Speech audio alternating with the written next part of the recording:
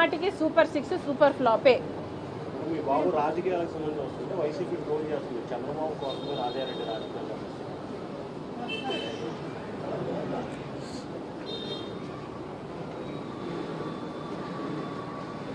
అసలు నా కొడుకు ఇంకా రాజకీయాలలో అడుగే పెట్టలేదు. పెట్టకముందే వైసీపీ ఇంతలా రియాక్ట్ అవుతుంది అంటే ఇది భయమా బెదురా వాళ్ళకే తెలియాలి. కానీ రాజారెడ్డి అని నా కొడుకుకి నామకరణం చేసింది స్వయాన రాజశేఖర్ రెడ్డి గారు. వైసీపీ సైతాన్ సైన్యం ఎంత అరిచి గీ పెట్టినా నా కొడుకు పేరు వైఎస్ రాజారెడ్డే. ఎన్ని కుక్కలు మొరిగినా దీన్ని మార్చలేవు. నా కొడుకు పేరు రాజారెడ్డే, నా కొడుకు రాజశేఖర్ రెడ్డి వారసుడే. ఇప్పుడు వీళ్ళు చెప్తున్నది చంద్రబాబు గారు చెప్తే మార్ఫింగ్ చేశారు ఒక వీడియోని, నేను కూడా చూశాను, నా టీం కూడా పెట్టింది. మార్ఫ్ చేసిన వీడియోలో చంద్రబాబు గారు చెప్తే నా కొడుకు రాజకీయాలలో వస్తాడు అని నేను చెప్పినట్టు కష్టపడి మార్ఫింగ్ చేశారు. చూస్తే నాకు చాలా నవ్వొచ్చింది. ఇంత కష్టం మీకు అవసరమా అనిపించింది.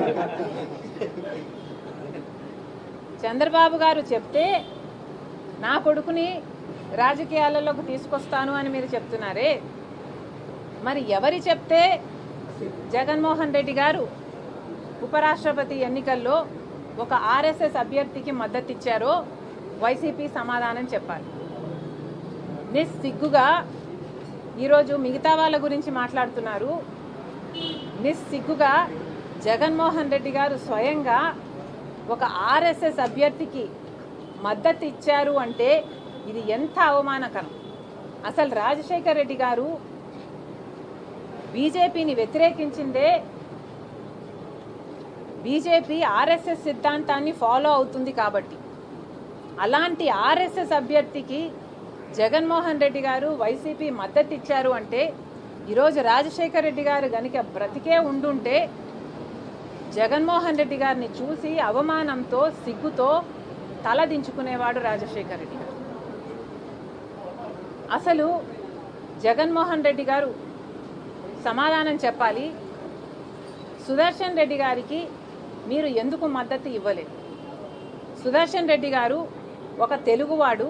సుదర్శన్ రెడ్డి గారు సుప్రీంకోర్టులో జడ్జిగా పనిచేసిన వాడు. సుదర్శన్ రెడ్డి గారు కాన్స్టిట్యూషన్ తెలిసిన వాడు, కాన్స్టిట్యూషన్ కోసం ప్రాణమైనా పెట్టేవాడు.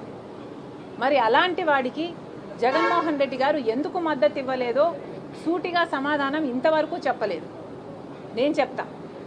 ఎందుకంటే జగన్మోహన్ రెడ్డి గారు మోడీ గారికి దత్తపుత్రుడు కాబట్టి. అందుకే జగన్మోహన్ రెడ్డి గారు మోడీ గారు చెప్పినట్టల్లా ఆడుతున్నారు. రిలయన్స్ వాళ్ళు రాజశేఖర్ రెడ్డి గారి మరణం వెనక రిలయన్స్ వాళ్ళ హస్తం ఉంది అని చెప్పిన జగన్మోహన్ రెడ్డి గారు అదే రిలయన్స్ వాళ్లకు రాజ్యసభ సీటు ఇచ్చాడు అంటే మోడీ కోసమే ఇచ్చాడు.